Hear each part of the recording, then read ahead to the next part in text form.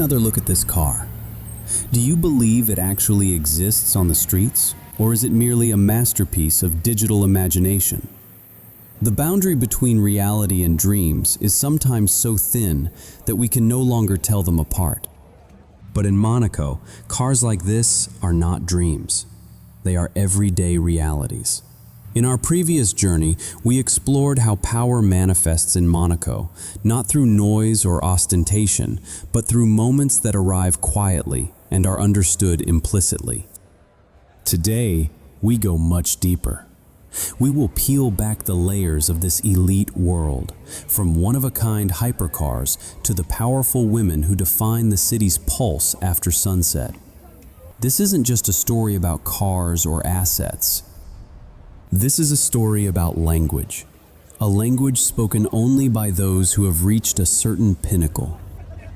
Do the supercars we're about to explore truly stand on par with this image? Do they transcend the limits of imagination?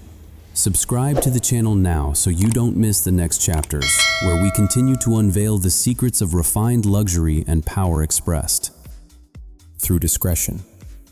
And before we begin, ask yourself, how much further is it until we see cars like these on actual streets?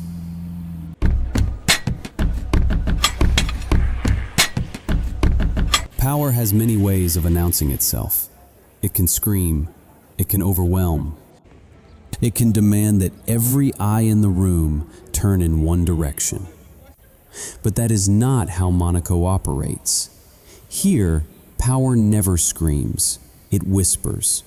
And those who understand that whisper are the ones who truly belong. Sometimes power comes in tacit understanding. No explanation needed, no proof required. Observe how a rare supercar moves through the streets of Monaco. It doesn't roar to attract attention. It doesn't accelerate to impress. Instead, it glides, smooth, restrained, as if its presence is a given rather than an exception. These cars are not displayed in prominent positions for everyone to see. They are placed there to signal a message. I belong here. And that message is immediately understood by those in the same circle. What makes the supercars in Monaco special is not their price tag. It's not the top speed or the 0 to 100 acceleration in seconds. What truly creates value is absolute rarity. We are talking about cars of which only 10, 20, or even 3 were produced worldwide. We are talking about special projects custom designed for a single client, someone whose name never appears in the press, but who has the power to shift the market with a single phone call. Each such car carries a story of origin, of a creation process spanning years, and of a relationship between owner and manufacturer built over decades. It is not just a car, it is a mobile work of art. It is a testament to access to closed networks, private boardrooms, and decisions made far from public view. And this is the biggest point of difference. In most other cities in the world, a supercar will make people turn their heads, take photos, and crowd around. In Monaco, that doesn't happen. Not because people don't recognize the value of these cars, but precisely because they understand that value so well, they don't need to react. The absence of reaction is the strongest form of recognition. When a Bugatti La Voiture Noire pulls over, no one runs toward it. When a Pagani Zonda HP Barchetta glides across the square, there are no cheers. Everything continues as usual, and that usualness says it all. It says, we are used to this. This is part of our daily life. Nothing is rushed. Nothing needs to be proven. No performance is staged. Even the most extraordinary cars, the ones collectors worldwide dream of owning, are treated as a natural part of the urban landscape, not as trophies for boasting. And this is where mechanical excellence transforms into social language. a language spoken fluently only by those who have invested years in understanding it. A language where every detail, from the curve of the bodywork to the sound of the engine, carries a specific meaning. As these rare supercars quietly settle into the Monaco night, they are not merely means of transport. They are setting the stage for the people who truly shape the rhythm of this city.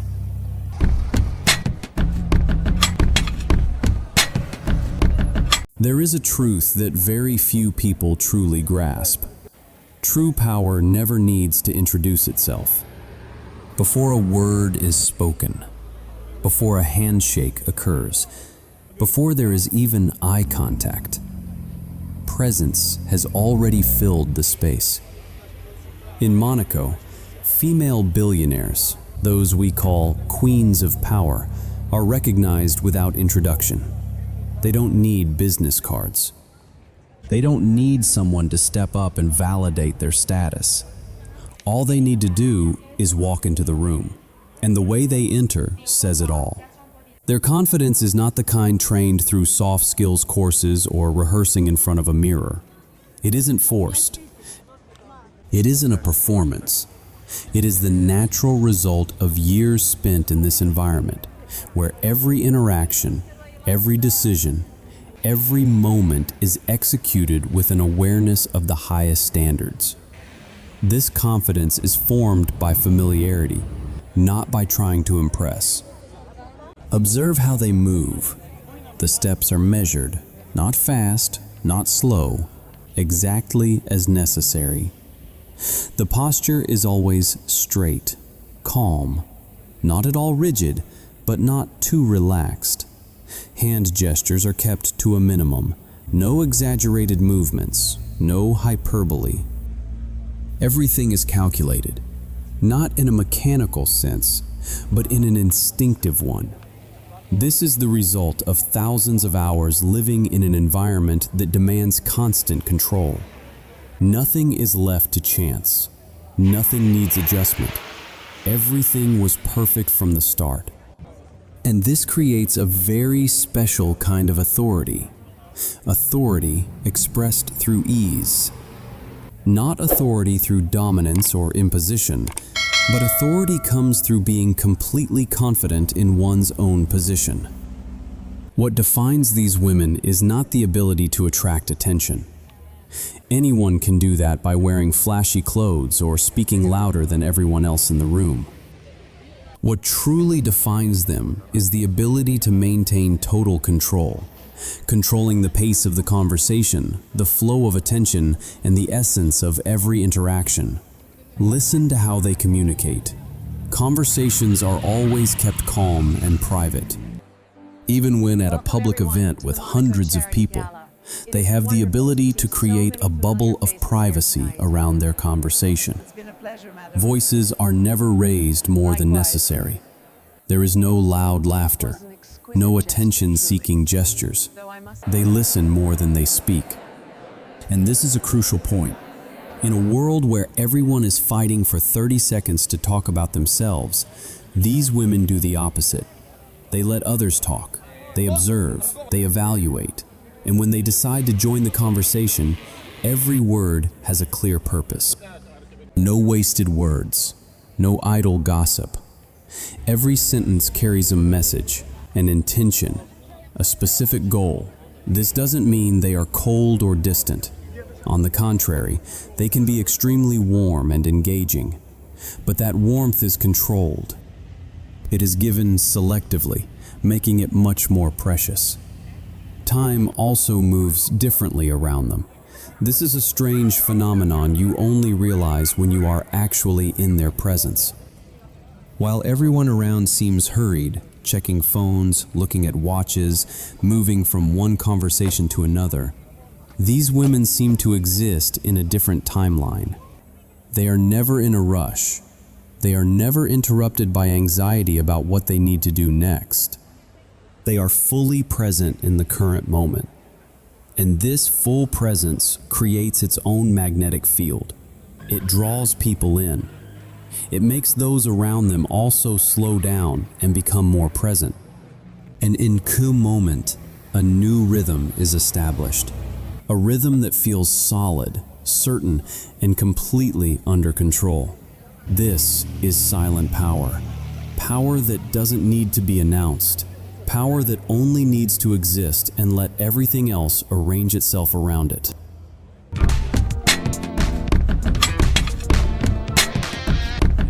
Now let's talk about fashion, but not in the way most people think about it. True glamour does not compete for attention. It doesn't scream, "Look at me." Instead, it quietly enters a space and lets everything else adjust. In Monaco, elegance is never staged for the camera. It doesn't chase trends. It doesn't try to shock or surprise. Instead, it is practiced daily, as a part of breathing, as an instinct.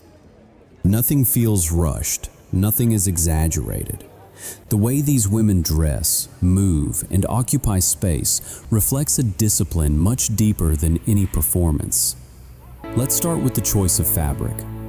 When most people buy clothes, they look at the brand first. Of course, it is an honor They look to be for a invited. prominent logo, something that can be recognized instantly and informs the world that they have the ability to spend. But in Monaco, this approach is considered crude, almost a sign of a lack of refinement. The powerful women here choose fabrics based on texture and cut, not logos. They understand that a perfectly tailored silk dress, with lines that flow naturally along the curves of the body, says more than a bag with a giant logo. They know that the highest quality cashmere doesn't need a brand to prove its value. It expresses itself through the way it drapes, the way it feels, and the way it moves with the body. Colors are also chosen by the same principle.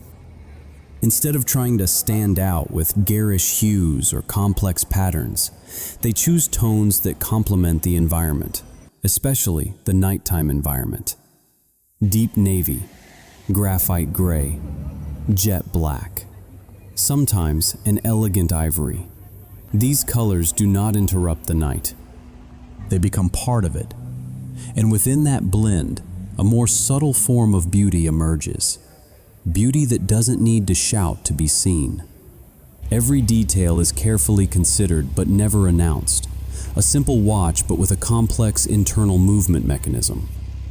A pair of shoes handmade by a craftsman in Italy, with perfect stitching that only the connoisseur would recognize. A diamond ring and a classic cut, not following modern trends. All these details speak to each other, creating a unified narrative of aesthetic taste, restraint, and deep understanding. But what makes this style truly special is not what they wear, it is how they wear it. There is no affectation, no sense that they are trying to look a certain way. Everything looks natural, as if they just threw something on and happened to look perfect. Of course, this is not a coincidence. Behind that relaxed exterior are hours of thought, selection, and refinement. But that effort is never shown outwardly. And this is the highest art of fashion, making perfection look as if it took no effort at all. This creates a very special form of control. When you know exactly how you want to look and why, when you understand how each part of the outfit coordinates, and when you can maintain this consistency over many years, you send a powerful message about stability and long-term belonging. You say, "I don't chase trends, I set them." Or rather, I exist outside of them.